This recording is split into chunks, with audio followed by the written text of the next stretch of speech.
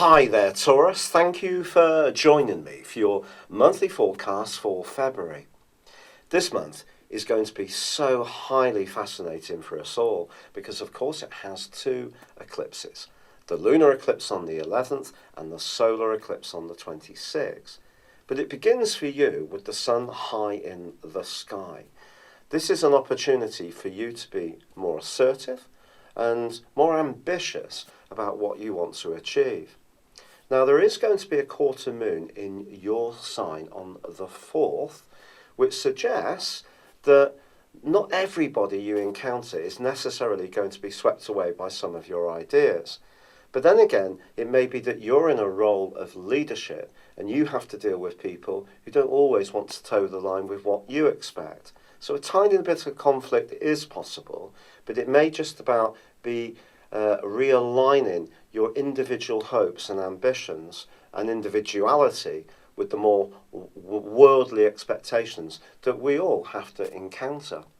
But on the same day, your ruling planet is going to be relocating into the sign of Aries. Now, this is really fascinating. Already, Mars is in this location, and Mars, right through to the end of the month, could stir up some emotions which are more to do with your past. Venus can join in with this, but I think Mars is much more to do with unresolved angers, whereas Venus is perhaps more to do with relationship issues. Don't be surprised if you find yourself thinking more and more about someone from your past. Now, this could be an old flame. It could be someone you used to work with, someone you used to go to school or college with. Some kind of reunion is definitely possible. Then again, you may just need to work some issues through within yourself so that they come to a safe place where they can be really put back into the earth and buried for good. But that may require a little bit of working through. Now, on the 6th, Jupiter, the planet of hope, expansion, and of course of good fortune, which is in a very practical part of your situation, does go into a retrograde. Please don't see this as being a negative. Jupiter can bring good fortune to us. There's no question about that, especially when it interacts with our midheaven or with our ascendant in our natal horoscope.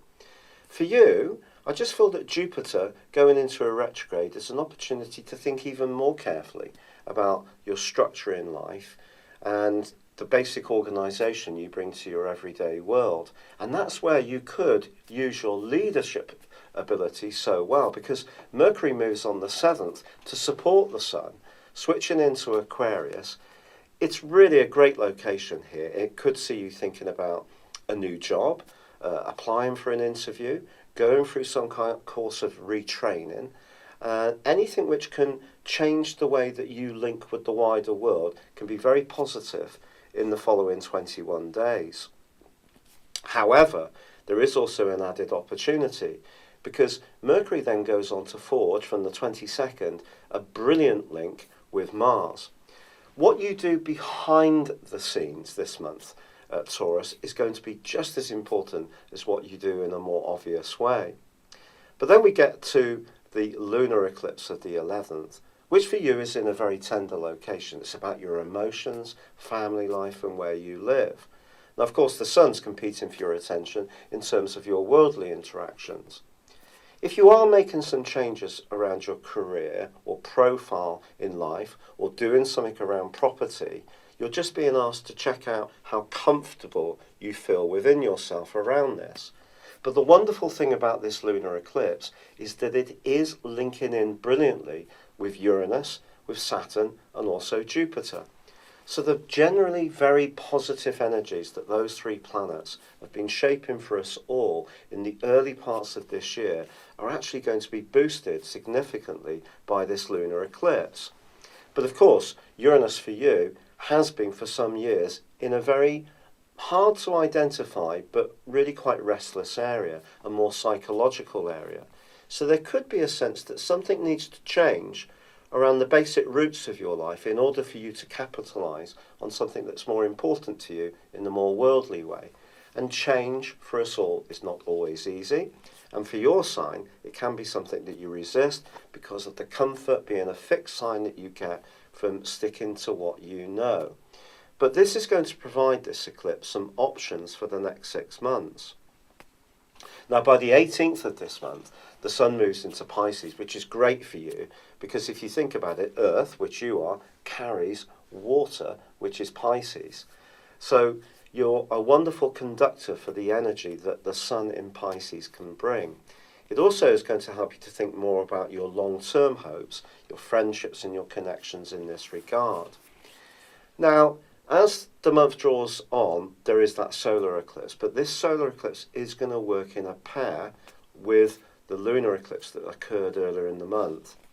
I feel that what all of this is saying, the backdrop for the next 6 months, in one simple sentence for yourselves, is that whatever hopes you have and whatever associations you have, they must work for you at a more emotional level, and some kind of change is probably needed in order for you to fulfill the high hopes you have. There's not going to be a gain without some kind of reorganization, essentially. And it's about readjusting at an emotional level to deal with that. Now, if you are someone who does tend to really resist change, the combination between Uranus and Mars, which occurs towards the end of this month for about a week, is really going to see you, I think, potentially being quite on edge. The two are also broadly connecting with Pluto. Pluto is the planet of transformation, and for you it's been nudging you to be open to new ideas, travel, higher education for the last 7 years or so. So if there is something that's quite compelling, but you're digging in your heels, it may create quite a lot of tension. On the other hand, if you're really going for it, this combination between Uranus and Mars can be really exciting, and you can get in touch with a side of your nature which is perhaps not being fully utilised, and a more rebellious you can come to the surface. There really can be a little bit of rock and roll. Also, the solar eclipse is going to be combining with Neptune, so your imagination and the more spiritual appreciation of life is going to be hugely important. Also, Mercury moves on the 26th, also into Pisces to join up with the Sun. The significance of Mercury moving into this area cannot be underestimated, however. Mercury doesn't really flourish in Pisces particularly well, to be honest, because of the flowing, ephemeral, and moving nature that Pisces have. Obviously, it's a mutable influence. The more intellectual energies that comes from the rulership of Mercury, that it applies to Gemini and also to Virgo, suggest that we can sort of get a little bit confused. We're not quite as clear in our thinking. And also it's going to be in opposition to the North Node, which is asking us to be very grounded in our approach to life. But in your case, also thinking on your feet, being very creative too. So as you come to the end of this month, I do feel that there are going to be some options for you, some big choices to be made, but how you decide, I feel, should come down to how it feels. This may sound incredibly logical, but of course, when we're given lots of different possibilities, it's easy to get very excited about things and view them through a certain perspective. But taking it right down to that level of emotional comfort, even if you know that some change and sacrifices and flexibility may still be necessary, will help you to have the tools to make the right decisions for you over the following 6 months, which both these eclipses will be influencing in such an incredibly exciting way. Thank you for joining me. Good luck and goodbye for now.